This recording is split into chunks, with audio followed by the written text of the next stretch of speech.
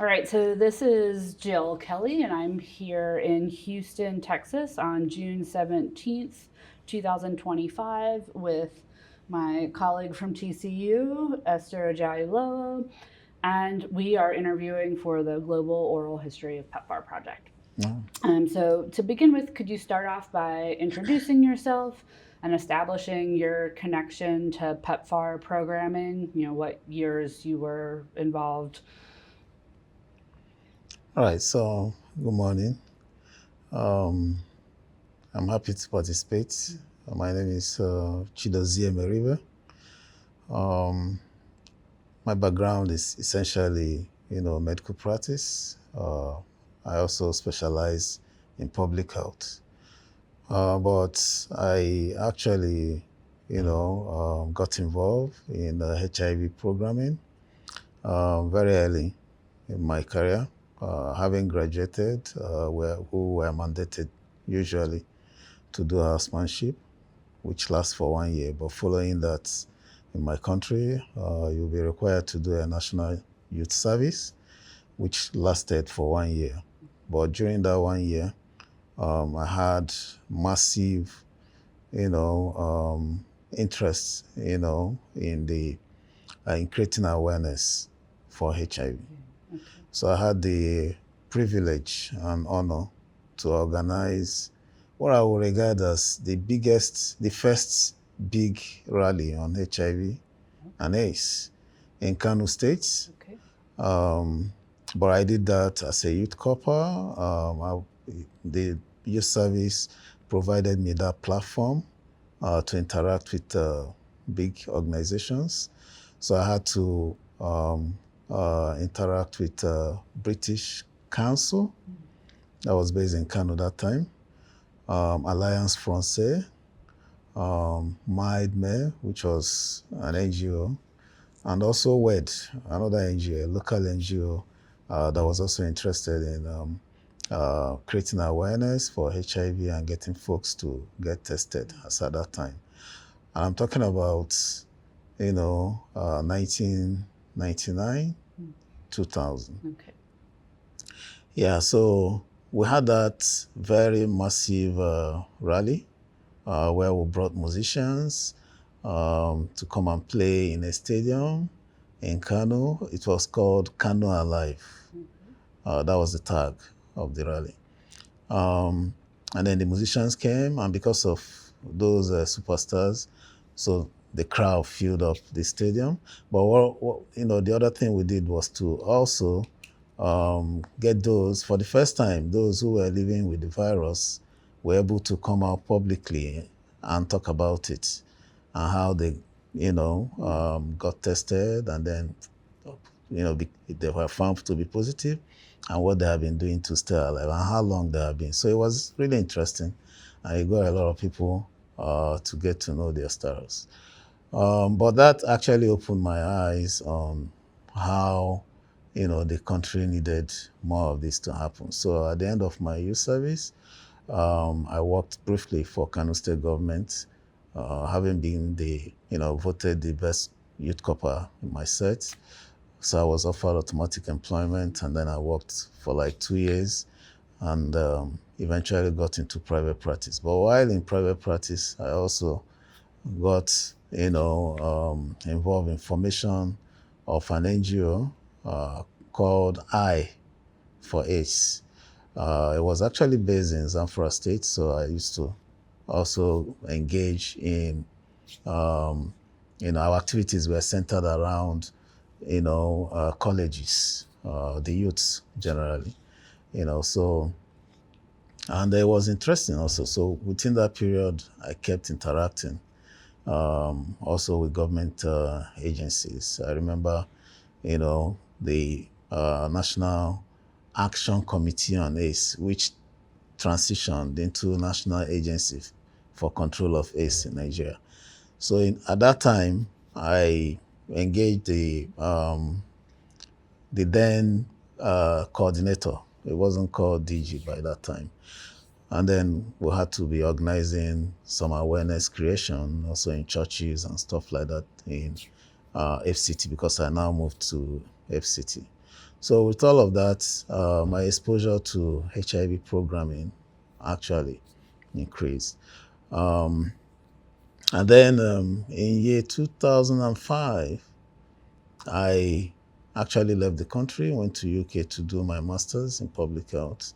But while I was away, the government of Nigeria had to reinvent the National Presidential Honors Award for Youth Corpers. So my activities, during my youth service actually earned me a national honor, presidential honor. The president actually is the one that bestows that honor to distinguished youth corpers. So that had been there had been an embargo in, providing those honors for like 5 years. So when the president wanted to reinvent it, he went back in time. So that included my year, and he was able to, give the award. That presidential honors comes with an employment in the federal civil service, which I got. So while I was away, that happened. So on my return, I picked up the, federal job with Federal Ministry of Health. That's how I got into Federal Ministry of Health. So, and interestingly, while I was doing my master's, I actually did everything to avoid HIV and AIDS. It was a growing issue, but I also thought malaria was the main problem, in Africa, especially our sub-region. So most of my studies were around malaria. Even my project and my internship were all around malaria. So I was hoping to go into malaria program. But somehow, on arrival into Federal Ministry of Health, somehow, fate, I had gone to do orientation in the malaria program, because once you come into public health in Federal Ministry of Health, you have to rotate across all the programs to have a feel of it. So I went to do that in malaria. The then coordinator in malaria met me and signed me off there. And when I was now going back to, when I was now to do orientation in HIV and AIDS program, he had been transferred to be the national coordinator in HIV and AIDS program. Remember, at that stage, you will not be assigned to any particular program until you have, finished your orientation. So when he now saw me, he said, "Hey, you again?" I said, "Yeah." He said, "This one, you're following me like this. It means you really want to work with me." And I called his assistant. "Okay, go talk to the people in the central office that I want this guy to be posted to HIV and AIDS." That was how I ended up in HIV and AIDS. And all this while, my journey has been, public health, HIV and AIDS. Okay, so can I ask some Yeah. follow-up questions to dig into some of the things that you said there? This is wonderful. Can you start with, where are you from? What made you want to get into medical research and practice? Very interesting. My story is a story of a kid that kind of, rebels a bit, especially to the father. So my father wanted me to be a lawyer. And his reason for that was because he had wanted to be a lawyer. But growing up, he came from a very poor background.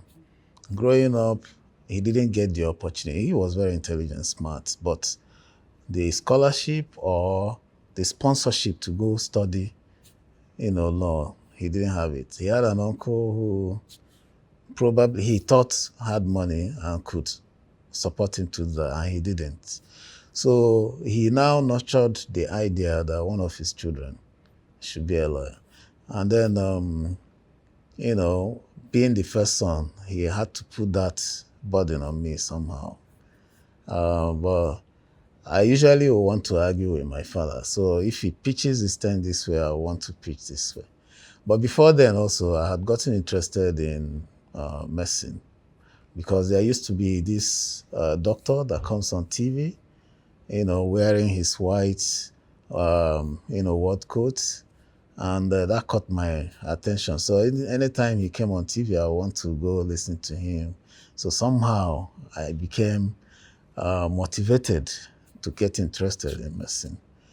So I kept telling my mom I want to be like this man. And in secondary school, I also emerged as the best science student in my set. And that time, if you're the best science student, or if you're actually very good in science, or good at all, then you must study medicine. Your choice has to be medicine. Because that's the way you can prove, if you get admitted to study medicine, then you have proven that you're really intelligent. So all of that put together, made me go into medicine. So I love it myself. And where did you study? Yeah, I studied in Abia State University. Okay. Yeah. And so for those who might be listening that aren't familiar with Nigeria, can you tell us about what the Youth Corps is and what you did? Give us a little bit more about what you did on a daily basis. Yeah. So everyone that goes through the college in Nigeria and graduates is mandated to do a 1-year national youth service. It's a kind of law. And you can only be exempted if you are past the age. And I think the age limit is 30 years, right? Once you graduate before your age 30, then you are compulsorily supposed to do that youth service. Otherwise, you won't be allowed the opportunity to get into public service, either civil service or public service. So you're required, even as a politician, to present your certificate of discharge from the National Youth Service. So it became apparent that you just have to do that on graduation. So for a doctor, after your graduation, you do your housemanship so that you can qualify to handle patients. Then the next thing will be going to youth service. And as a doctor, during your youth service, you'll be posted to a hospital most of the time, a rural hospital where there are no doctors, and you are supposed to be the doctor. I had the singular privilege of starting a complete new hospital during my service. I was usually in the orientation camp for National Youth Service. There's a clinic there. The first doctor that arrives on site becomes the CMD, the one in charge of the clinic. So I had the privilege also. A request came from a very prominent citizen of Kano State that time, who had built a cottage hospital for his people that didn't have a hospital and wanted the best doctor in the camp to come and start the hospital. So the state director of NIC had to give me that burden. And of course, I had to go to that rural area. It was interesting, very people that had not had hospital before, so there were real health challenges, and I was confronted with all of them. In fact, one of the reasons why I was given the best youth corper in Kano State, which was also sequel to my becoming one of the best youth corpers. In fact, I was told I was actually voted for my set the best youth corper in the country. And that's how the presidential honor came. It was largely because of my work in that new hospital and in an area where there has never been a hospital. I personally, picked up surgical skills and had to conduct free surgeries for over 200 patients as a youth corper within a year, supported by the local government. That time, the local government chairman supported all of that. I did so many things. But one of them is the one I told you, the Kano Alive rally on HIV/AIDS was also my project. So usually the youth service, National Youth Service Corps, they usually keep record of activities of youth corpers and score them, and then they can use it to tell who has done what and then give awards appropriately. It was interesting. Can you tell us, like what was the landscape of HIV/AIDS when you? So this is the late '90s when you were, Yeah, in very getting late this 90s. hospital off Yeah. the ground, right? What was the state of HIV and AIDS in the country, in Kano, and what was the government response up until that point? Yeah, and if I may add, Okay. maybe just like what you did with the Kano Alive for HIV/AIDS in particular. Yeah, Kano Alive. Okay, let me start with that one. Kano Alive was a project. Like I said, I conceived the idea. I shared it, with a few colleagues, and we got in touch with British Council. We got in touch first with my WED, which connected Meribe, another NGO, and then all of us had to go speak to British Council that was based in Kano, and also speak to Alliance Francaise, right? These were all big organizations that were located in Kano. And they were all interested because as at that time, there was very minimal awareness on HIV. People had different, views. Some people have never even heard about it, but they knew there was one sickness that was in town that could kill, blah, blah, blah. And some people felt it was also unreal. So Kano Alive was a project to create massive awareness. And we thought, how best can we do that? But by bringing musicians to come play on a certain day and gather all the, crowd, especially the youth. And as they listen intermittently, the message on HIV/AIDS will be passed. And we also worked with those who were living with the virus, people living with the virus at that time, very few of them, and they agreed to come and speak publicly and declare publicly that they were living with the virus, because at that time, nobody would want to be seen. The issue of stigma and discrimination was really, really high.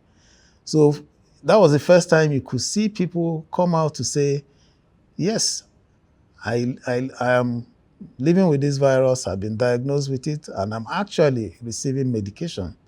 Medication was not as available as it is today, but these folks had access to it through the program by WED and Meribe at that time. So it was really interesting, and then the crowd really showed up, and it was massive. We had all the recordings and so on available. So it was, for me, a big one. Because I didn't even know what was going on at the national level. I didn't know about PEPFAR. I didn't know about anything else. I only conceived the idea that we need to tell people that this thing is real, because we were seeing them in the facility.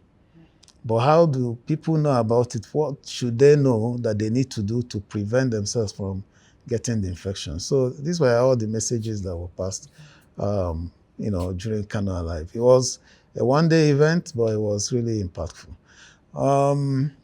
Generally, as at that time in Kano, government wasn't really so involved in, by itself, create awareness for HIV and also, initiate interventions that can actually help people prevent or even treat the infection if they had it. Yeah, so, for us, Kano Alive helped to, provide that motivation for government. And being in their system, although I was at the local government level, we did try our own bit, to get people to know this is what's going on, and if you have opportunity to be tested, you will be able to know whether you live with the virus or not, and this is what you need to do to prevent yourself from getting infected. But as a couple working in the rural area, we were also confronted with many other problems, health problems, and we were dealing with them. My first challenge as a couple doctor in that facility was measles. I arrived, the measles epidemic was already on the ground. So I had, usually when you come out from the camp, arrive at your station, you're given some time to go home, prepare and come back. But I didn't have that privilege because the problem was already on the ground. So I had to deal with it. As I was sorting out that one, cholera epidemic came. I had to confront that one. And what did we do generally was to create find out how it was even occurring. There was no pipe-borne water. So the people were fetching water from a pond, not free-flowing water. In that pond, they will bring the animals to come and, drink from the pond. They will wash their clothes there. They will bath inside the pond. And people who were already having diarrhea will also come into the pond. So it was obvious that, that was a source of, the infection. But what did we do? I worked with the health department in the local government. We had to, first of all, mobilize the community. And in the north, you need to first mobilize their leaders, the village leaders, the community leaders. Get them to buy into your, idea and project before you can reach the people. So we had to do that and eventually organize a workshop to teach the people how to, purify their water. The local government supplied, chlorine. And then we taught the people how they can, to a reasonable extent, purify their water, sterilize it, and use it, for drinking. Because that was the only source of water that they had. And also how they can prevent further transmission within their community. So many other, diseases that confronted us, and we kept handling them as we could. And so you had mentioned that the treatment, the drugs weren't widely available at this time, right? And so, and they were costly. It wasn't free also. That was another thing. Right. So the cost was exorbitant, out of reach of the ordinary people. For somebody to get treated for HIV at that time, you need to have sponsorship from either your people contributing money or one organization, let's say a church or an individual that is rich will be approached to say, okay, I'll put my money for a course of 1 year. Because I remember it was something like 30,000 for a month course or something as at that time, which was really, really out of the reach of the ordinary person. Yeah, something like that. It was really pretty costly for a normal civil servant to even afford, let alone the ordinary people. What was that like for you as a doctor facing that challenge? Yeah, it was. That was how we got talking with the NGOs, and they had a way of getting some of the funding to fund it. I think much later, when I had finished youth service, PEPFAR began to reach out to, I think PEPFAR started centrally before, the impact of PEPFAR began to reach all other states. So by the time I was done with youth service and I had moved on, I think the program started spreading, to make available these drugs. But that brings me to my contact with PEPFAR. So having Can I joined ask one question before you then, hop okay. into that? Yeah. So, and say you also must have been doing this work, you must have been able to see the changes between government, right? Because 1999 is an important year in Nigerian history, right? So did you see any difference as the kind of nature of governance changed? Yes. So yeah, you have a point there, because when I arrived as a youth corper in my hospital, the military government was still on, but they were just about transitioning, Okay. Government to the civilians. So I know I was there when that transition happened. I also know my hospital. I had arrived and then commissioned the hospital under my care. So the state governor, military governor, was there Okay. to commission the hospital, and had invited the number three citizen in Nigeria at that time, who was secretary to military government, the federal secretary to military government at that time, Alhaji Gidado Idris, was the one that came to commission that hospital that I started, right? So I was the one taking them around to show them everywhere. So I still remember the image of the military, being in the facility, everybody. Then the state director of NYC was so proud of me that day, because she was just behind while I was taking everybody around. So I saw that transition. Yeah, the military could be very prompt if you interact with them, and they buy into your idea. They can just very easily run the program. But democracy that eventually took over actually brought, more understanding and more approachable government, that you could, have easier access, and then you're able to, share your view or even present a project and get them to understand, why it is important, and they can very easily accept and, give you the support you need. So I think, the government that came in that time, led by President Obasanjo, was also very receptive of so many ideas.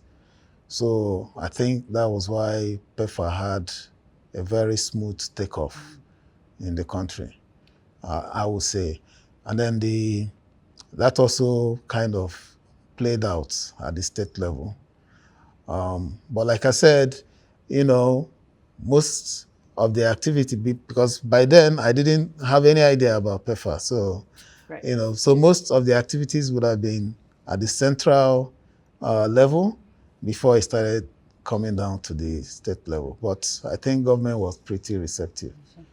Do you remember the launch of the Nigerian National Antiretroviral Program? I think that was an Obasanjo initiative in the earlier years. Yeah, can you tell us about that? Yeah, like I said, I hadn't joined the system by that time, but we were reading about that. We were also happy that that initiative came on. I think it was 2004. And then, everybody was excited that there was going to be, some attention and intervention for the scourge, because we knew that it was spreading and that something needed to happen. And then, that time, people can tell you, once they see anybody that is skinny, right? The assumption would be that the person was living with HIV. In fact, the person was already experiencing AIDS. Okay?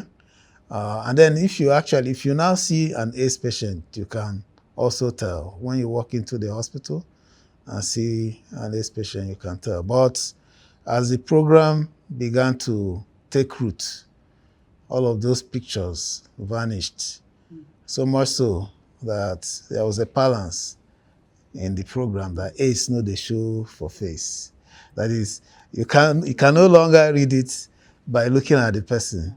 So you don't know who now has the HIV. So it's important that you are careful how, you interact, especially sexually with, people, because you should assume this person has it. He doesn't have to look like it. Unlike before, when people were thinking once you lose weight, then it has to be AIDS. That's the problem. And I think so. You were in private practice after your youth service, and these changes are happening at the local and national level. Did you have any sense of the state of the pandemic outside of Nigeria? Especially in the West, right? Because around this time, especially in the U.S. and Europe, there's much more widespread access to ARVs, and domestically, other countries are getting this under control. Did you have any sense of what was happening elsewhere, or expectations about how elsewhere could start to help in Nigeria? Well, I think when we started hearing about PEPFAR, the expectation was high in terms of how the outside world can actually help us. But before then, personally, I didn't know how it was impacting in other countries. And people didn't have access to information the way it is right now. There was no internet. Well, internet was there, but very minimal access. So not much about what was going on around the world was being heard, except you probably will read from journals. And in Africa also, journals were not readily available. So those of us who had access to, seminars and so on. So that's where you will see data that is showing, globally it is like this. Then in Africa it's like this. In Nigeria it is like that kind of stuff. So that we began now to have a sense of what was happening, in other places. And we now knew at that point that it wasn't just a Nigerian problem, but a global problem that needed global or collective effort from everywhere. Because even if the scourge is dealt with in one part of the world and the other part is still having it, could very easily spread again to that other part. So we knew we had to do our own bits as a country, as individuals in a country, to contribute to that global goal of, eliminating HIV infection. Yeah. So in 2005, during your master's degree in public health in the UK, did you research about HIV at all? Did that come up for you? So that's what I said. That somehow I asked myself, what am I going to take from this program? What will be my goal? So in myself, I asked, what is the biggest problem for us in Nigeria? Or what, disease process affects the most people in Nigeria? That was the way I thought. So I looked at it and I knew that 60%, of hospital visits in Nigeria was for purpose of malaria. So I thought it was the biggest problem. If it, accounts for 60% of hospital visits, then that's the biggest problem. So I decided to dedicate my time on malaria. So almost everything, all assignments, or anything that we were asked to do, I centered it around malaria. And,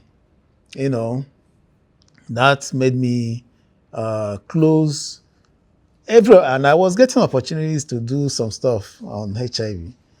But because I had zeroed on malaria, that's how I centered all my studies around malaria. So I did very little, very minimal on HIV during that time. But, like I told you earlier, soon after, while I was still doing my program, I got the national award, the presidential award, and that came with automatic employment. So immediately I graduated on 1st of November 2007. On 3rd November, I was already on my way back to Nigeria, and I accepted the automatic employment into Federal Ministry of Health. And I told you the story of how, I was drafted into HIV program. So I had nothing to do with malaria. Interestingly, the first seminar, was it seminar? Yeah. The first seminar, no, it wasn't seminar. It was a presentation to the Minister of Health that time. I don't know if you remember the Grange. Remember that lady, Professor Grange? That eventually she was infamously removed by some kind of castration.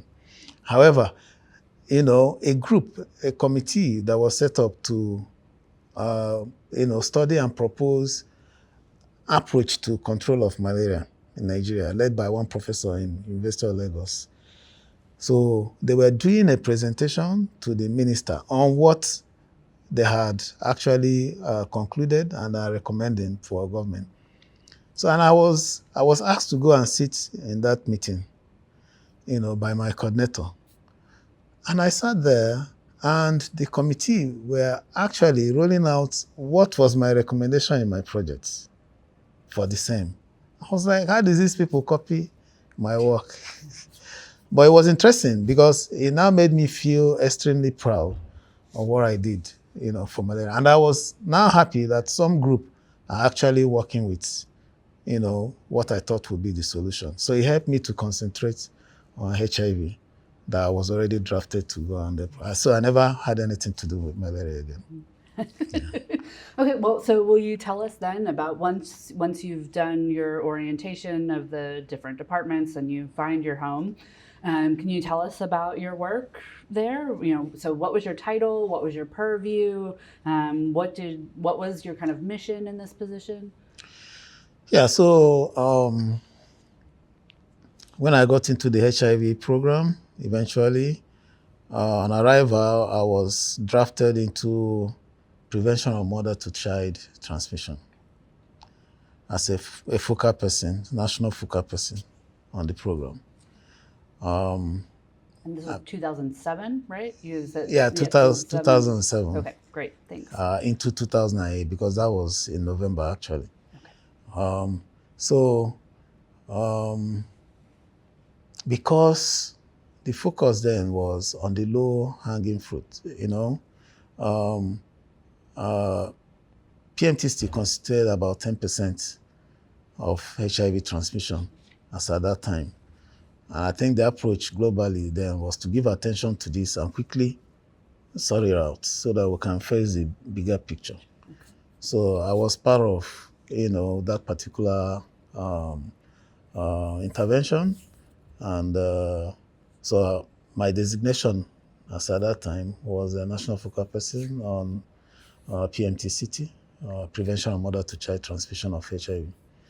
And so the focus was on pregnant women to make sure that every pregnant woman knew her status, and if they were infected, they should be on preventive therapy as at that time.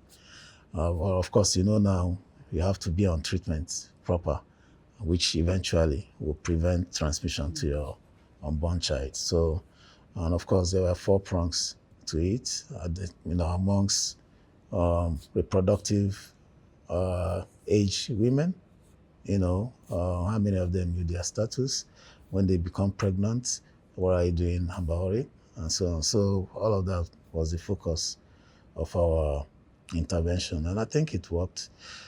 For me, by the time I joined, Nigeria was actually responsible for about 30% of the global transmission, of HIV to children. Yeah, and our PNTST coverage that time was at about 3-point-something% when I came on the desk. But by the time I was leaving, the desk, I think, we were able to move the, needle to about 15% coverage, which was really, really massive because, imagine for over 10 years, they were only able to achieve 3 point something percent. And for us to, do that within a very short time was actually massive. So how did that happen? How did you make that happen? Yeah, I think it was also, collaboration with the global drive towards elimination of HIV infection amongst children, really. Of course, through their mothers, and we got all the states, to be involved. Because every state, by that time, every state has already established their own HIV program also. So we also make sure they have focal persons on, PMTCT. So we're always working with them. My last project was actually a global fund project targeting 12 plus 1 states. So we saw at that point that, if you want to go to everywhere in Nigeria in one go, it might be difficult. So what about picking, 12 plus 1 states that are actually contributing about 80% of the, transmission amongst children in the country. So that's how we identify the 12 states so that we can focus on them, mop it up very quickly, and eventually, take it to other places. So Global Fund supported that, and I was actually the deputy national coordinator for that very project. So that's What was how. it like working with the Global Fund? I was working with ministry Okay. as the national focal person on PMTCT, but we were sub-recipients of the fund. From the Global That was a $2.5 million project as at that time. We were sub-recipients. That's ministerial, NASCAP, National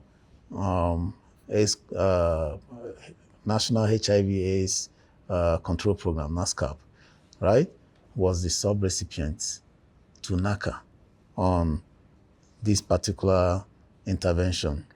Yeah, so, what we did was to focus on those 12 states plus 1. When you hear plus 1, then it was the Federal Capital Territory, because they had the highest prevalence of transmission amongst children. And so we thought if you're able to, massively identify all women who are infected, all pregnant women infected, and put them on preventive therapy, then you're able to prevent transmission to the children. So that's what we did. So it was very impactful. So as we start to think about some of your work that has the PEPFAR funding stream, PEPFAR had particular data requirements and accountability, and so what was your experience as with the Ministry of Health as a subrecipient of the Global Fund? In your daily life, did you have to do particular kinds of reporting? Yeah, absolutely. So we're sub-recipients to NACA. NACA is the National Agency for Control of AIDS. They were the principal recipients. And so we're accountable to NACA. But, NASCAP office was just opposite NACA. So I was almost always in NACA office. Of course, we reported, monthly, quarterly, on, what we were doing, the outcome, and the impact of the program in those 12 plus 1 states. So data was coming from the states to us, and then of course we were transmitting, to NACA at the same time. Don't forget also that data was also entering into the NDHS as at that time through the regular system of reporting. But we also had reports that we must send to NACA, the principal recipient, continuously. So it wasn't too different from my experience eventually with PEPFAR program, because also, whereas, because I had the privilege of working in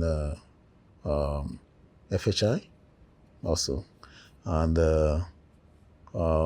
which was a PEPFAR funded project, Okay. the GAIN project, and then the CEDAS. So, yeah, the data transmission, I mean, the reporting format was still just about the same. So the data is collected at the lowest level. The state, that's the, public institutions, will have to transmit the data through the regular channel up to the national data repository. However, the organization, that's FHI, will also collect the same data and transmit through their own system, to USAID at that time, so that they also will have the data. But of course, when you compare what was transmitted and what is in the national data repository, they will be almost the same. Okay. Yeah. What about thinking about kind of local agency in all of this, right? So when the funding comes from a multilateral, like the Global Fund, what kind of autonomy did you have to determine local programming, or what would work best in the different states that were the 12 different states, or is this based upon what's coming from the Global Fund? Or? Okay, so first of all, the interaction is usually between government at the federal level first, with the international funders like Global Fund and possibly PEPFAR, right? And involvement of the state system also, state operators, that's state governments. Okay, so a lot of time, discussions are held at very early stage of the program. It doesn't often go very smoothly, because you will see the funder coming with, a prearranged plan of how we'll go about spending the money and running the program. So with a program design, but they usually, I think, will check it out with, the public institutions like Federal Ministry of Health, State Ministry of Health. Sometimes there'll be back and forth. Sometimes, there'll be disagreement. But at the end, something will be agreed upon, and then, that will be implemented. I will not say that almost all the time it's implemented to the letters. Things might change along the line, but somehow, there would have been an agreed, format of implementation, which everybody tries to work with. Okay, so you mentioned early in terms of the prevention of mother-to-child transmission, right, that there were these different goals of making sure that every mother knew their status and then received the necessary treatment to prevent transmission. Can you talk about what that looked like? Like, how did that actually play out, right? What kind of programming was initiated? What kind of prenatal services were offered? Or, what was the strategy for getting women tested or mothers to be tested? So like I said, I mean, the important thing was the first thing was to, identify women in reproductive age and ensure that they knew their status, even before they get into relationships that will lead to pregnancy, right? So that way, if they were positive, they will be placed on treatment, okay? Of course, when they get pregnant, they need to know their status.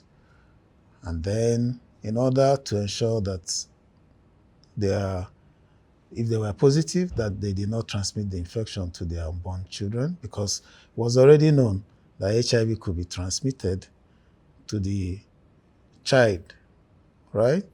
Either in utero by some activities or during delivery or during breastfeeding. So the program focused on prevention in utero during delivery and, during breastfeeding. So the idea was to place the woman who is pregnant on antiretroviral drug. That was at that time. But remember now, the focus is for them to be on treatment so that even when they are pregnant, they won't transmit. Okay? So at that time, identify them, place them on preventive therapy. Okay? And then, they will stay on this preventive therapy until they have stopped breastfeeding. That's at that time. However, exposed children, that is HIV exposed infants, as they are called, are children who are born by pregnant women who were infected with HIV. So those exposed infants were also placed on antiretroviral medication through the times they were born or through to when they are 18 months, upon which a final determination of their HIV status will be made. And by then, the mother probably would have stopped breastfeeding. All right? So if they were eventually diagnosed to be negative, then, that will become their status. So that was the whole approach to the program, to ensure that these infants did not get infected. Yeah. Could you tell us a little bit more about the strategies of getting these pregnant Women. women of reproductive Oh, age okay, great, tested? great.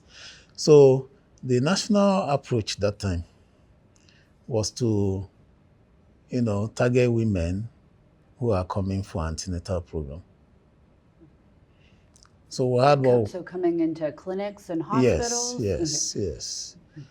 So you need to come into a hospital. But it's not just a hospital, but a hospital that was providing PMTCT program or services. So some hospitals were supported to provide PMTCT services. So the encouragement was for these women, all pregnant women, to come into those facilities. At some point, most public facilities would have been designated PMTCT, facilities, but not all. Right. So all those ones that were part of the partnership for PMTCT, pregnant women were encouraged to register for antenatal in those facilities and receive these services. So there was community mobilization. I remember leading efforts like that to mobilize pregnant women. This is another project, I don't want to mix it with this one. Right. So, but we had that approach, mobilize the women, right, to come and register for antenatal. Remember, Nigeria has not had the best, antenatal attendance by pregnant women. A lot of women may never really attend antenatal and they will have their baby. So, but the idea was for pregnant women to come to facility, register for antenatal, get tested for HIV, and where they are positive for HIV, be placed on treatment as it is today, so that their unborn child will be prevented from getting the infection. So your question would be, how do you get the women to be coming for antenatal? It was a difficult task because, depending on the cultural orientation of the community, some people believe that they don't necessarily have to come to the facility, that there are women who are, birth experts. Sometimes we call them traditional birth attendants in the community who move from house to house to see them. Or they also have their own mini facility where these women will go to. And over time, that traditional birth attendant has been doing the job of delivering them. So the interest was just to do the delivery. So they will go to that place. They will not talk about other infections or other problems that might occur during pregnancy or delivery that the traditional birth attendant will not be able to handle. But don't also forget the fact that at some point, initially it was difficult to involve the traditional birth attendants in the program. But as of today, they're actually involved in the HIV program. So these traditional birth attendants are part of the system now. So, and there's an approach to which they have been engaged in the project, which is kind of helping to reach more women. But mobilizing them, I know that we did mobilize pregnant women using the local authority. There's what is called social mobilization officer in the local government council or office. So they were engaged. There's also LACA, somebody who is in charge of ACE control at the local government level. So they are actually involved in mobilizing pregnant women to attend antenatal in a PNTCT facility. Yeah, a PNTCT supported facility. So that was the approach. And of course, the ministry as at that time also was also able to do some of those direct mobilization, target some communities, go into them, call, of course, do community engagement, get the traditional rulers to give permission for you to mobilize members of the community. So you now designate a day you visit and do community mobilization. That also happened. But don't forget that the NGOs were largely involved in this also, mobilizing the communities. Yeah, this has grown over time. So initially, it was not as robust as it is today.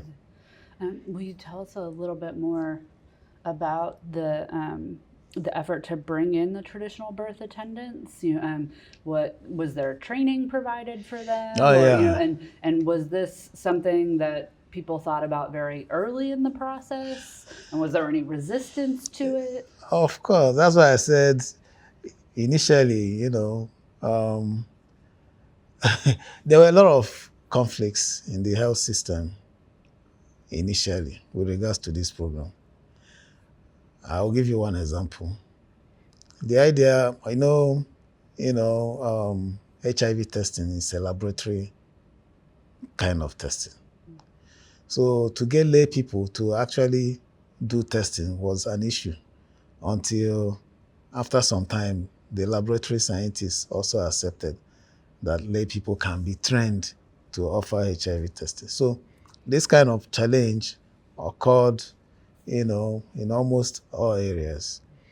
So initially, the formal health system refused or was resistant, let me not say refused, was resistant to the involvement or the recognition of traditional birth attendants, because they were feeling like, what did they know? They lack the skill, this one, that one. Some of them didn't even go to school. How are you going to teach them? But the program has passed, all of that right now. So over time, they've been able to accept that, okay, these people can be involved. This is how we're going to train them. This is how we're going to support them and be there to, in fact, initially it was okay. Our own trained people will go to conduct the HIV testing within their system and then do the documentation, blah, blah, blah. But I think it has also evolved to the point where these people are able to do all of that and provide you the report. So it took training, and orientation, and of course, mentoring for them. And of course, there was also supportive supervision to ensure that they were doing the right thing. Do do you think this is a nationwide thing, or is this just Abuja, Lagos? Because I'm thinking about the states and the variations around policy and engagements with the traditional birth authorities. Okay, so yeah, so they might not be at the same level, right? But I think it's a nationwide thing right now. I also think, our engagement of more, the robustness of the NGO program, who are actually using PEPFAR fund to support the health system in the, states, local governments, and of course the rural areas, actually um, um, helped, with regards to this. Because of course, the federal government system could not, or the state government system could not have spread things to be everywhere at the rate at which activities are happening now. But of course, it might not be at the same level at everywhere. Some states might be more receptive. Some communities might be more receptive. But I think largely most communities actually accepted that they needed support, and when support came, they also tried to get involved and allow processes to take place. Thank you. Just picking back a little bit to the strategies of testing the women, I was also wondering about the fathers. So when we think about women of reproductive age, Mm-hmm. we're thinking about, that have the transmission of HIV happening through sexual activities. So I'm already thinking about their partners, the fathers. Were there strategies to also Yes. get them tested? Yes. Was there any focus on them, or was it just like, oh, let's just think about the women? So just So like I told you, PMTST had 4 prongs. First, women in reproductive age, pregnant women, what happens when they're infected, and then, their family. The last prong focused on their family. What do you mean by that? The spouse or the partner, and also the other children. Okay? So, yeah, so with respect to the partner, initially it was difficult to get the men. So we tried all formats, like what was known as love letter. As women attended antenatal, a letter would be given to her to give to the husband, inviting him to come. When that one wasn't working, we tried so many other strategies to get them. But I also recall that we had moved past that, where we have, you know, um, what we call partner notification services.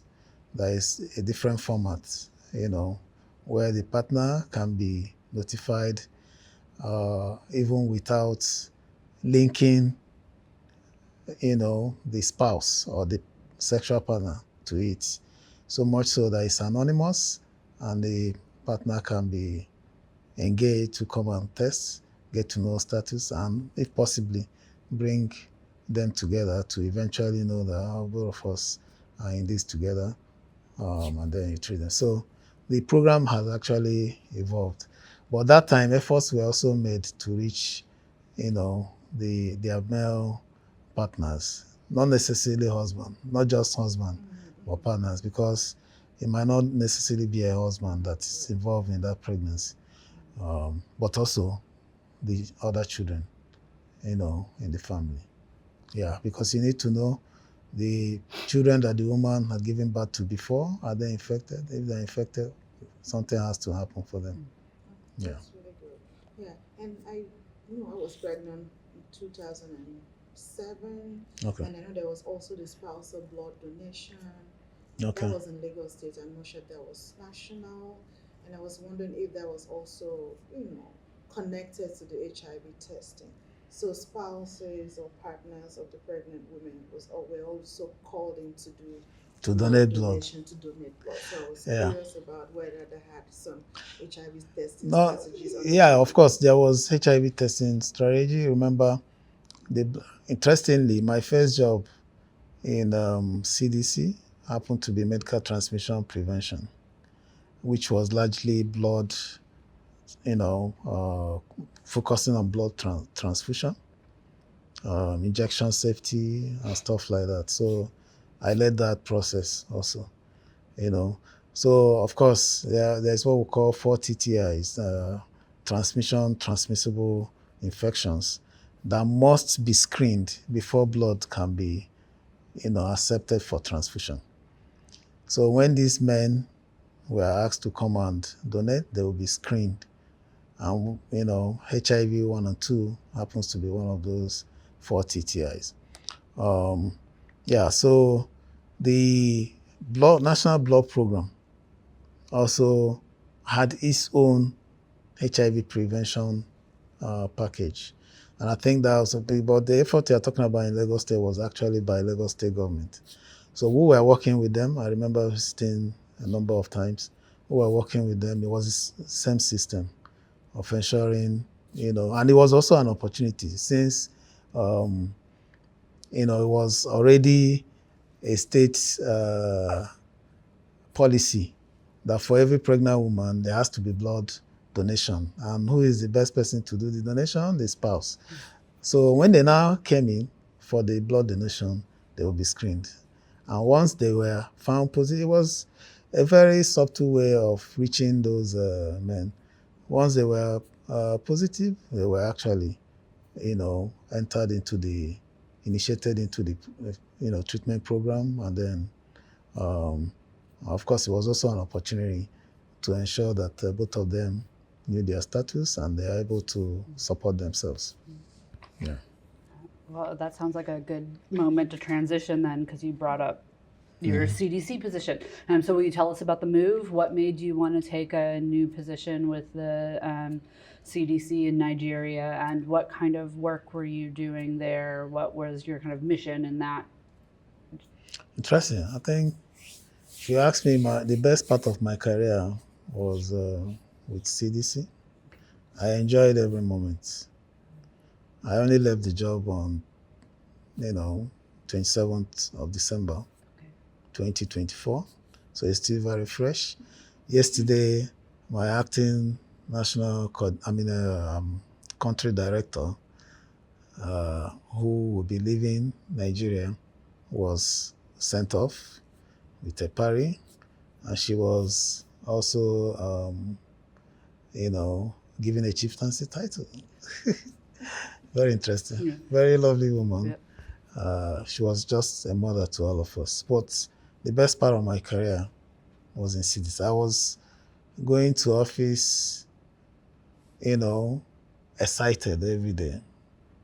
That was how the job was. I mean, some people, when they wake up in the morning and they know they have to go to office, it was like, oh my God, another day in this office. But me, every day was exciting. And much more because the work we were doing was also impactful. You could see it, you could feel it. But like I said, my first job, in CDC, which was in 2014, was a medical, program specialist, medical transmission prevention, focusing on, blood safety, injection safety, clinical waste management. That was just my job. So, and I supported the National Blood Transfusion Program to ensure that 4 TTIs were screened, and those who were infected with any of those infections were actually linked with the national program, which was effective until a point when we transitioned from supporting government directly, and I was also able to contribute effort towards making, the National Blood Transfusion Service to become an agency of its own. Knowing that PEPFAR was going to stop funding them, they needed to be an agency so that they can get direct funding from government, and that happened. That was a high point of my support to them as we transition. So, and I was on that job from 2014 to 2017. And because we have stopped supporting government, that position also became a bit redundant. And of course, opportunity came. I, was able to transition my career into another position, which happens to be senior program specialist, HIV testing services. And that was the position I stayed on until, I left last Christmas.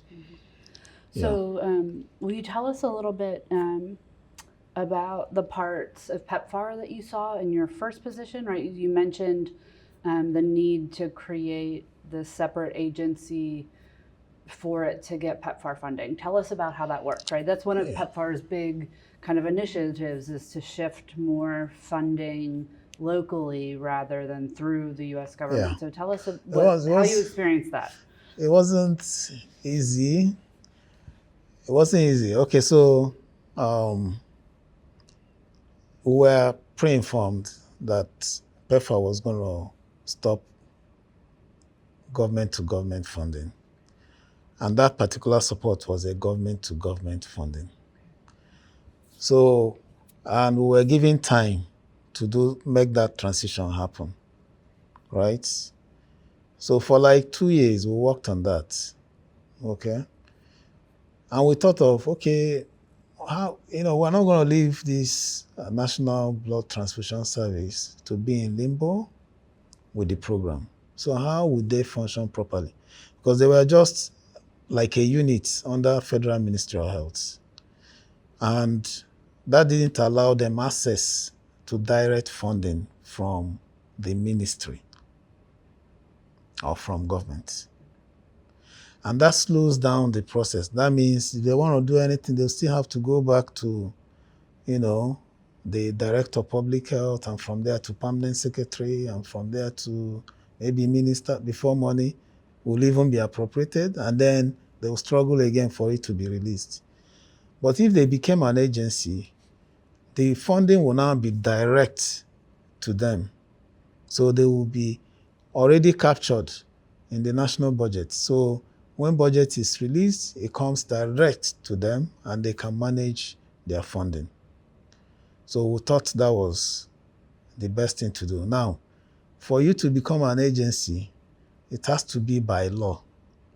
You need appropriation, and you need legislative process to make that happen. So it means that a bill has to be sent to the National Assembly and passed. And even when it is passed, that the president, assented to it. So it was a long but tortuous process, but at the end of the day, it happened. And they are called National Blood Transfusion Council or so right now. Yeah, so it was an effort by almost all development agencies that had something to do with the National Blood Transfusion services at that time. WHO, UNICEF, of course, PEPFAR. I was directly engaged because I was my own unit was funding them up until that time. And I was, also the leader, PEPFAR lead activity manager for the fund, So we thought if we gave our effort to it and got that agency status for them, it would be best for them. And it happened. And it made me feel really good, yeah. Yeah.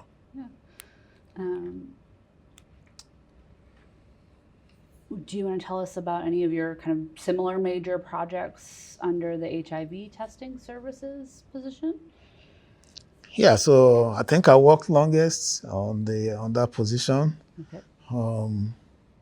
Yeah, of course, for you to enter the HIV program, you have to first be tested. So HIV testing services is called the entry point into the program. There's no way you can think of treating somebody for HIV without first testing the person. So the HIV testing tester stroke counselor or HIV counselor stroke tester, depending on how you want to call it, is the first person that engages the person who is infected with HIV. So it's the first person they meet, even when they don't know their status. So it has to be the one that will identify who is infected and make sure that that person, when identified as an infected client, is linked to treatment. So it has the double role of identifying the person living with the virus and linking that person with the treatment service. That is, making sure that that person who is positive for HIV, just tested, is, connected with the people responsible for giving the drugs, so that they will be able to register that person and start giving that person, treatment. And the belief is that once you're on treatment consistently, over time, you'll achieve viral suppression, and that will also make you not to be able to transmit the infection to anybody else. So that connection was very important, and is the HIV testing service that actually makes sure that happens. So being on that, we had that burden of making sure we actually achieved the UN targets of 95% of people getting to know their HIV status. Now, Nigeria was slow on this front for a long time. So we knew we had that responsibility. Now, every other, 95, 95, 95 goal. Yeah. For those who are on treated program, to have people they will treat, we'll have to do our job. And that is also ultimately the same for those who are also monitoring to make sure people are virally suppressed. So we knew that every other person in the program depended on our success, and we knew we had to do that. So if we didn't achieve our own 95% of people knowing their status, everybody else will not achieve their own targets. So we had to make effort. But one thing happened. I guess that should be 2019 or thereabout, and then 2018, 2019. The PEPFAR Ambassador Boss that time, had to mandate Nigeria. See, we don't have to keep telling the same story over and over again. I need you to add 500,000 more people living with the virus to treatment in the space of 18 months.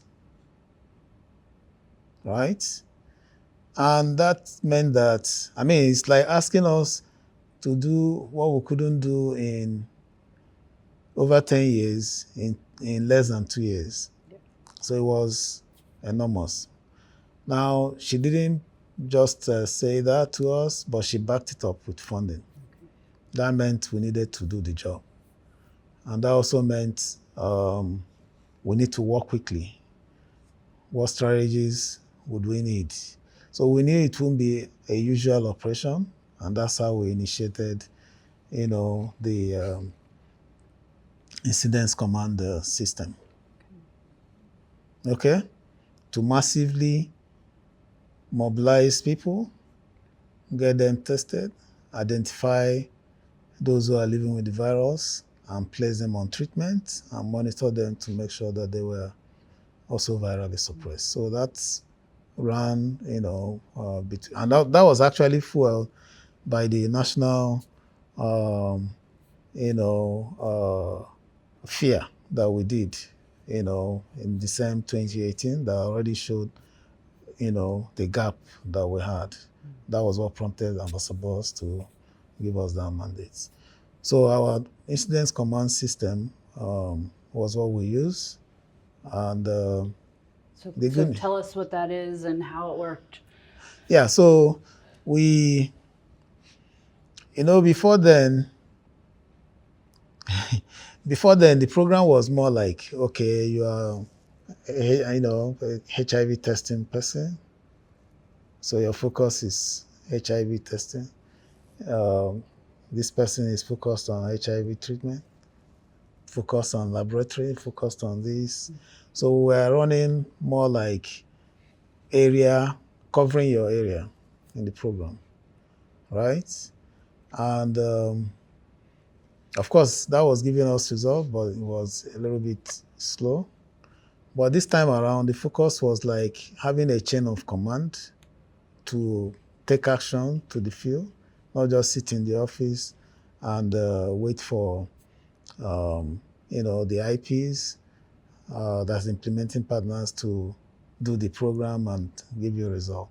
So we had to restructure generally and had like a command system that sets targets per time. If I will have monthly target that we broke down into weekly target and we broke down again into daily targets. And then we had, a monitoring system that shows us what's happening per time, and we could see what's going on, who is achieving what, where is it not happening, what do we need to do to make sure that it's happening. So it was more like pump action, to ensure that we were actually running very fast to identify those who are living with virus, place them on treatment, and have them monitored to be virally suppressed. So we had that chain of command. So we had like the incident commander, and then we had what we call the operational chiefs for each state. Instead of focusing on your program area, we were now focusing on states. We had command system in the states. So whereas you're still covering your program area, but you are now responsible for results that are coming in from the states. And we had our partners also structure themselves in the same manner, so that as you are pushing the action, they are also pushing it at their level to make sure that the results were coming. So we had to recruit more, required a lot more human resources at the IP level. So there were more people in the field organizing. For us in HIV testing, we make sure, that we had enough hands to conduct the HIV testing and counseling. All right, that's the HIV testing services. It takes counseling and, testing, right? And then that they were also linked to treatment on same day. So they had what we called CAT team. That's, more like a management team that comprised almost everybody that would deliver service to that same client. Okay? And then all they do is to go into the field as a team. As you're identifying the person who is living with the virus, the person is provided with adherence counseling. After the person has been retested to confirm truly that this is positive, is really positive. And then the person is provided adherence counseling, and then the person on treatment program will initiate him or her into treatment same day. It was massive, but within 18 months, actually, we achieved our targets. So you mentioned the implementing partners, right? So CDC is one of the kind of big PEPFAR partners in various nations, along with USAID and the Department of Defense. Yeah. So who were the major implementing partners that you were working with through the CDC? So currently, I think they are still there. There are 5 partners. APIN, IHVN, Mm-hmm. CCFN, CIHP, and AQ. So 5 partners. Okay, so I say, I know APIN. Can you introduce the rest of them to us?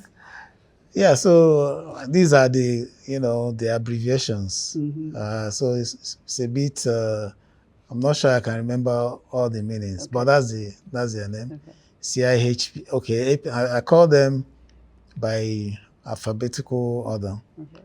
APIN, CCFN, CCFN. that's Caritas, Okay. okay? And then CIHP, okay? AQs, ECEWS. All of these are abbreviations, right? Yeah. And then IHVN, Institute of Human Virology Nigeria. Okay.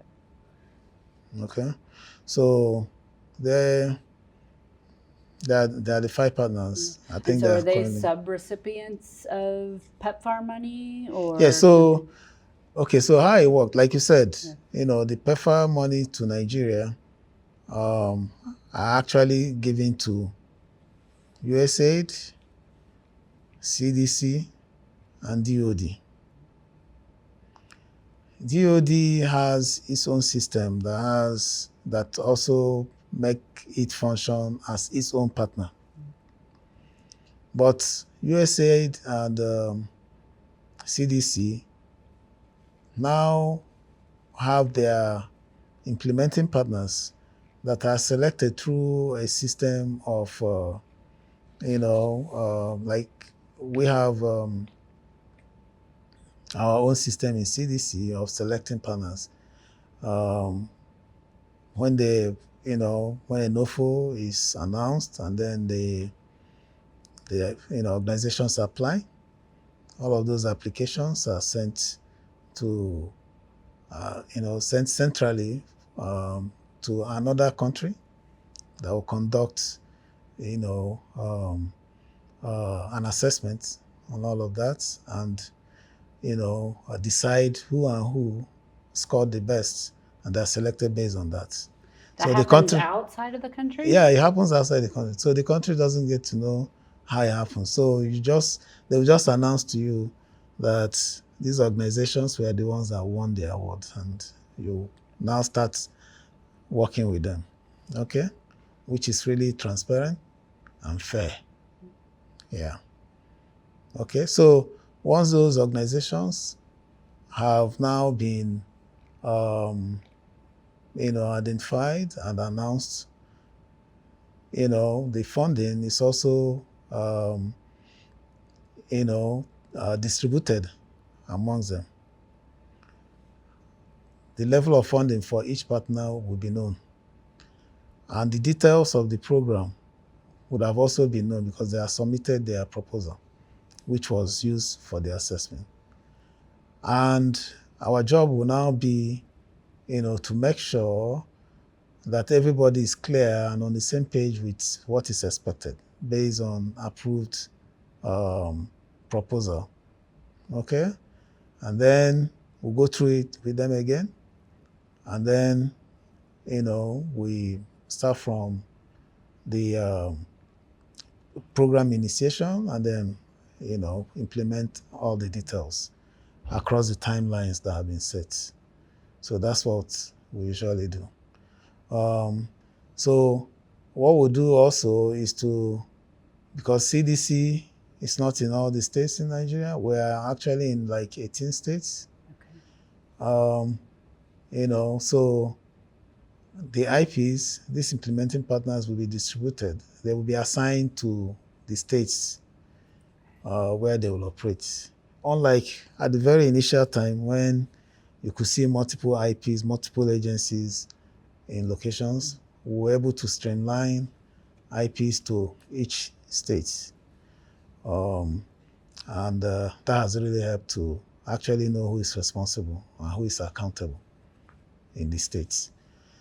So once that has happened, then we'll work with them, and then we'll begin to, we set the timelines for different things, and then we also monitor to make sure that they're keeping to the timeline, and then that all of the details are being implemented as agreed. I'm conscious of our time, so I think I'm going to move on to some reflection questions, so we can get you out of here. So you have been working on HIV issues in Nigeria for several decades. Can you tell us about change over time and what role PEPFAR has played in those changes? First of all, it's important to recognize that not less than 80% of the funding for HIV program in Nigeria was actually coming from PEPFAR. And that was enormous. So, one of the challenges we have faced over time is, when the state actors begin to, when they hear or they feel like PEPFAR wants to withdraw funding, they'll start shouting because they know that means there won't be resources to run this program. So it's important to recognize that. So PEPFAR had actually played a very serious role. The fact that HIV is no longer showing on the face is the effort of PEPFAR, largely, right? And PEPFAR broke boundaries.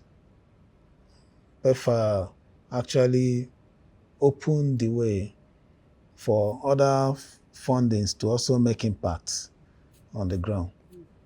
There were a lot of difficulties, but by the doggedness of PEPFAR and agencies that, manage this fund and the implementing partners, and also the collaboration of, governments on the ground, a lot of those boundaries were broken.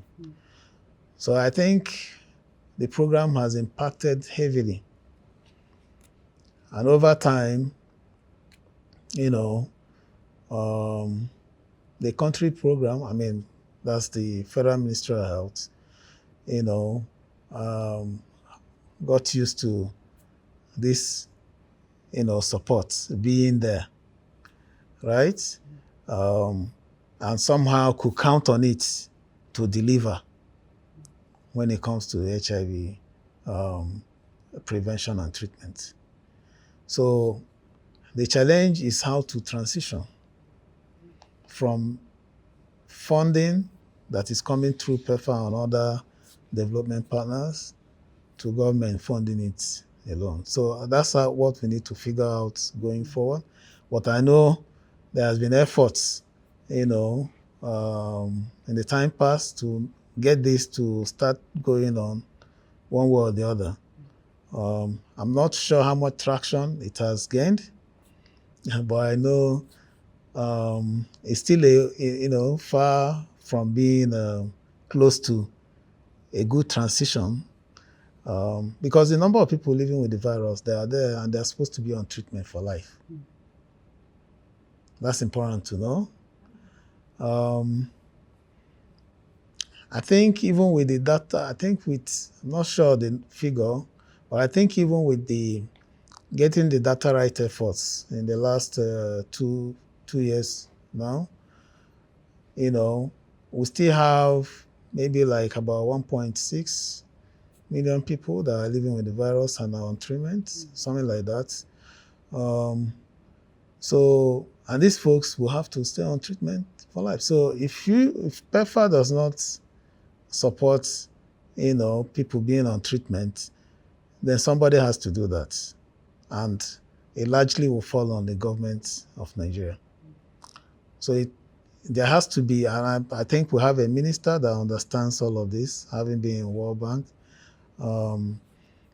He really, really understands all of this. And I've also seen efforts, from him and the ministry to make sure that they're creating an alternative funding stream to cover this. So, but I think that these efforts will have to be pushed through and fast. Nobody can tell when the nozzle will go off. So it's important. So you spoke a little bit about the like still the need to transition the funding. Have you seen transitions in terms of like the NGOs and implementing partners? Because for some African countries, the early partners were really international NGOs. Have there been a rise in kind of local Nigerian NGOs doing this work and receiving funding, or is there still work to do there too? That's a big question. But I know the time came, where, the idea was to have local NGOs actually run the program. So even the foreign NGOs became localized. So what we'll have mostly will be localized foreign NGOs running the program. But I think they're more local now than ever. But we also have the ones that were local. Like I think AQs would have been completely a local one that has grown. So we have seen all of that. There was this Gede Foundation and so many others also that were completely local. So I think it would be nice to have, them giving more opportunities, to grow. But again, the issue will be where would the fund come from? I think government of Nigeria has a responsibility here to figure that out, begin to think of the national budget, how this funding that is able to,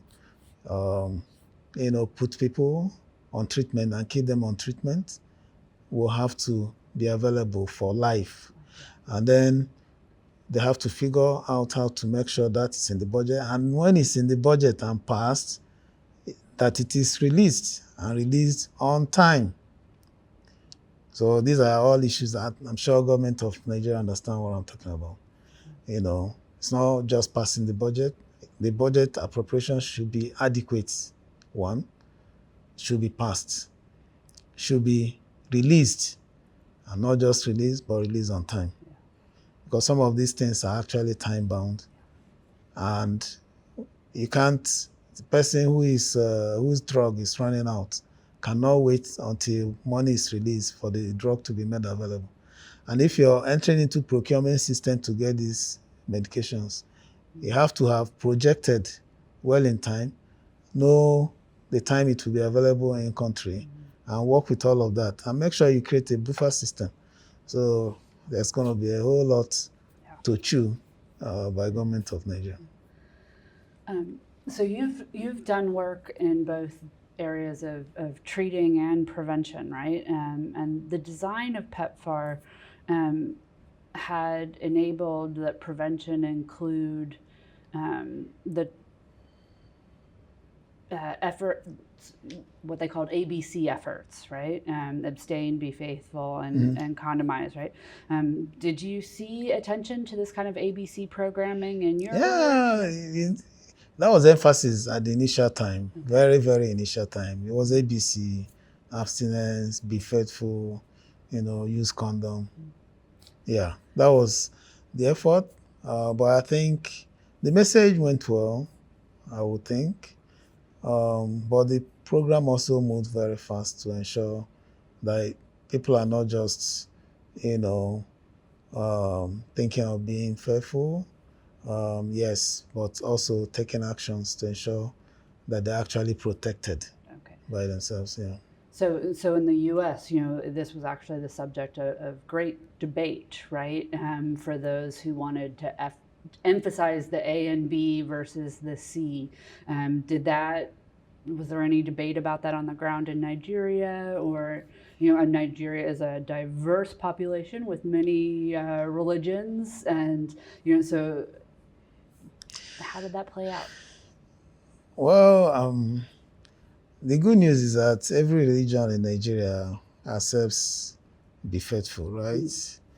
Of course, promiscuity is also frowned at by all the religions. So I think the resistance didn't come as a result of that. But digesting the message and taking it probably will be where the debate was. There were a lot of billboards, that had all of that all over the country. Um, but whether they were making the right impact will be the other question. But I can't remember like a real push by one group that we don't want to hear about this, blah, blah, blah, because they were only saying things that were morally right. So, and it didn't seem to infringe on people's, rights and privacy. So it was still action that you have to take by yourself. You have to be the one who is faithful, right, to your partner. You have to be the one who is abstaining, and you have to be the one to decide to use condom at that moment. But you need to realize what it will do for you if you're abstaining. You'll probably not be exposed to the infection. If you're being faithful to your partner who is also not infected, then you're likely not to get infected because you're not trying it out anywhere else, and so on. So it was, and then of course, if you use condom, you're likely to protect yourself since you're not sure, the person you're having it with, whether they're infected or not. So the message, the message was actually pushed through several channels: the billboards, the radio jingles, TV adverts, newspapers, and also sometimes for us who were community mobilizers, we were using the town announcers, which were called town criers in those days, and so on, to also make local, awareness creation, and so on. So I think, largely there wasn't a resistance to the message. It was well taken.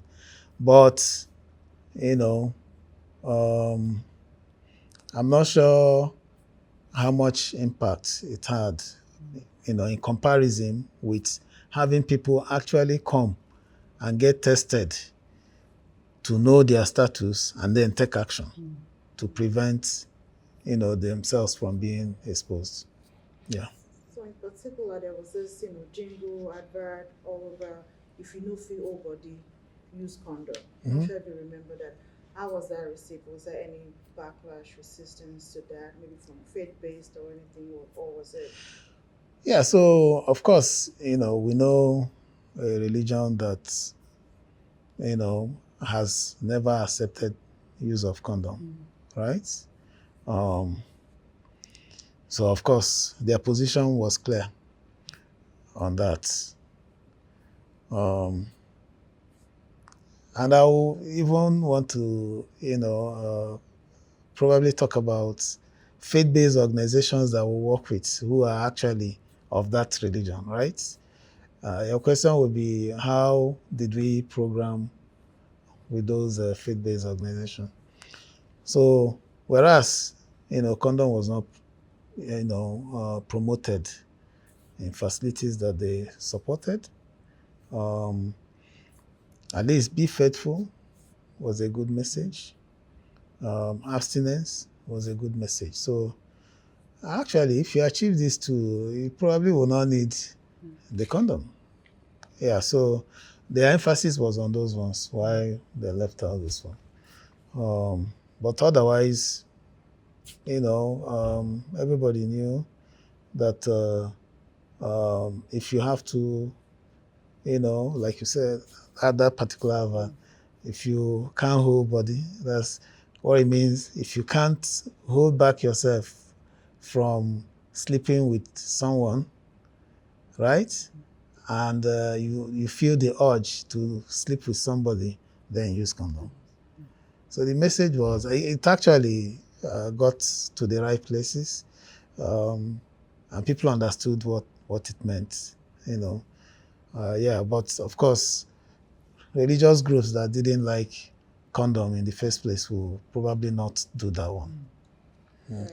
But they did not come out to say, that we don't want it or begin to disturb the system. The only thing is, don't come and talk about it in our church.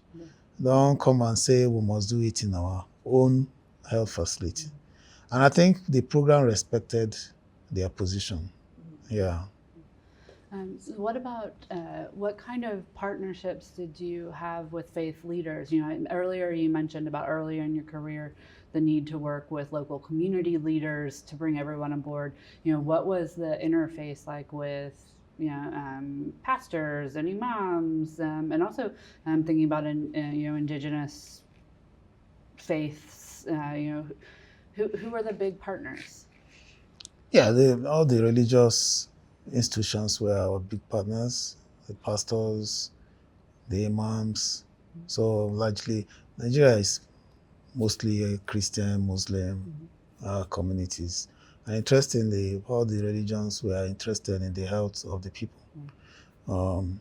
Of course, everybody knew HIV was a scourge and needed to be stopped. So whatever they could contribute. The only thing is you need to mobilize them. That is, once you come into their community, you have to mobilize them. What does it take? You engage their leadership. And once you explain yourself very well and what you want to do, the approach and how the message will be delivered, then, that will happen. Like in mosque or in church, at the earliest period, programmers may ask for just a few minutes to talk to the church, right? Or the Muslims. Now, we came to a stage where we had to also engage, the religious leaders to be the ones doing the talking themselves, right? Because the people get the message better when their leaders are the ones, pushing for it. So, and a lot of them actually got involved. We had special programs that also bring them out to be trained and giving the right information, and also their opinion sought on approach to dealing with such issues amongst their congregants. Yeah, so in several ways they were engaged. Thank you. So I was wondering about other groups. I know you have said a lot about, family, spouses, the pregnant people, other children within the family, and then faith-based, helping with the community. And then I started to wonder about some other groups that might be, having HIV infections, maybe like youth, teenagers, sex workers, MSN. Were they part of strategies of focus in any way? So, okay. To answer your question straight, yes, of course, they were a big focus. They were, people were considered as drivers of the epidemic, right?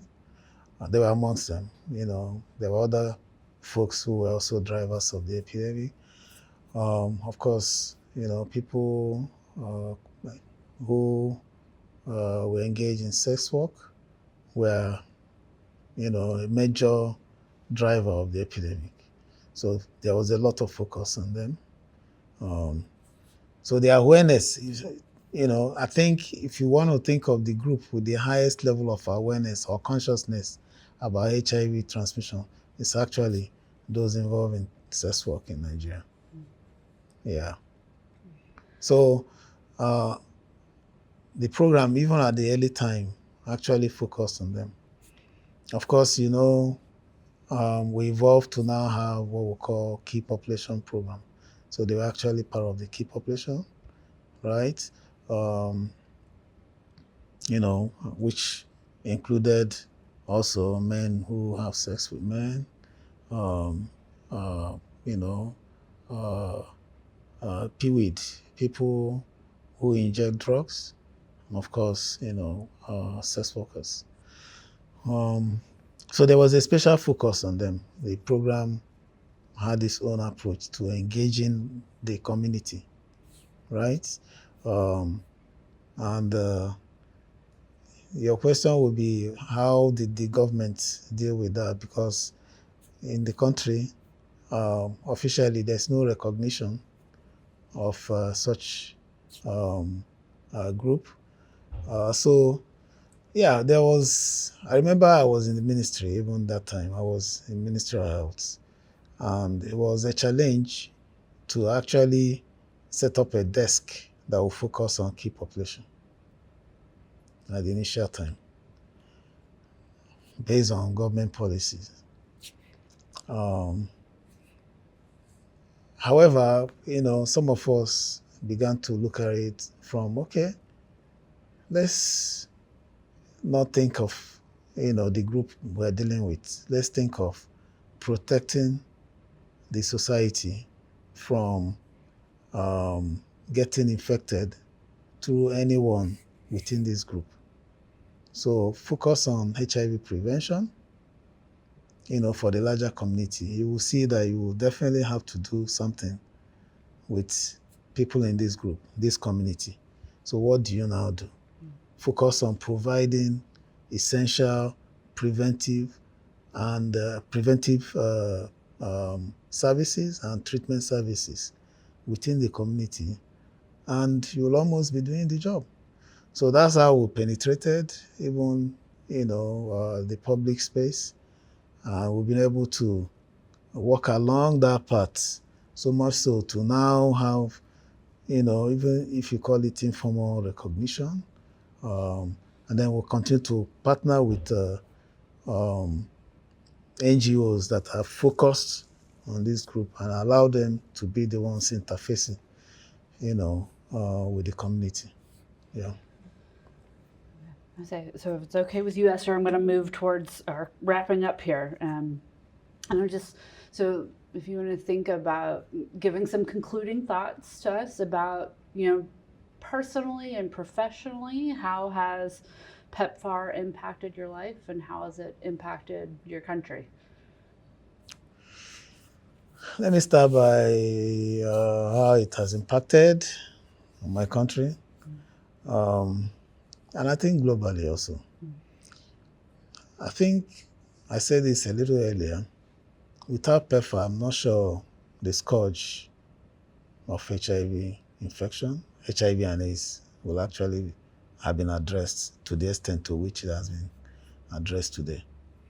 PEPFAR is the reason why people can sleep, with 1.5 eyes closed. Okay, there's still a remainder of the issue that needs to be sorted. We still have a target to eliminate HIV infection, by 2030. But the extent of success that we have recorded today is 80% by the effort of PEPFAR support. And that impact is huge. So reflecting on that, whereas PEPFAR had done so much to achieve this, it is important that we don't reverse the achievements by, a clean break. No, not a clean break, a sudden break of support. Where it is possible, I would think, governments within the respective countries should take up responsibilities. Pick it up from where PEPFAR has supported up to today. The work has largely been done. What is required is to keep keep everybody that is on treatment. So it's just making sure that supply system and distribution system, dispensing system is there for them.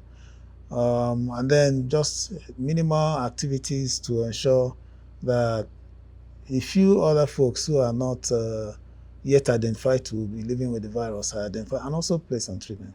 So once you have mopped up those numbers, all you will do is to make sure there's regular supply of the drugs.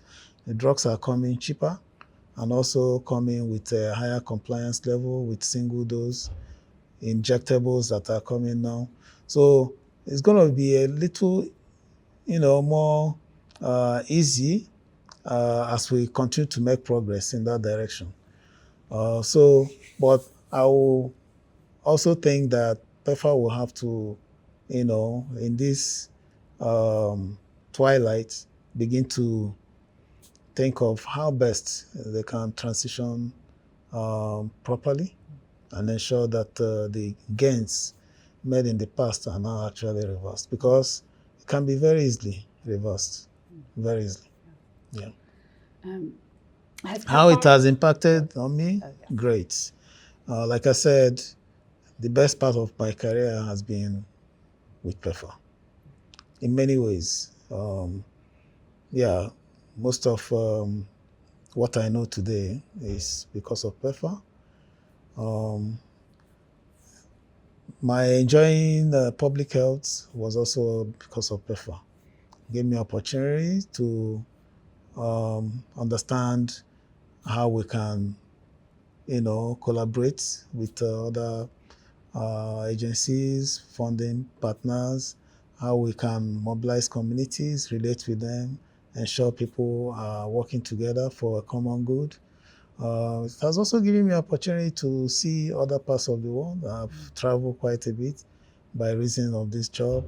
And so many things. I've received a whole lot of trainings. I once, one of my colleagues, I came back some time ago, and somehow I was bringing out my things, and then I brought out a file that had a lot of certificates, and then I moved out a chunk of certificates, and the guy, you're the one who has all these certificates. Boy, you've been reading all your life, So it has given me opportunity to learn so much, get certificated in many things. And I think the impact is really, really important, to me, because,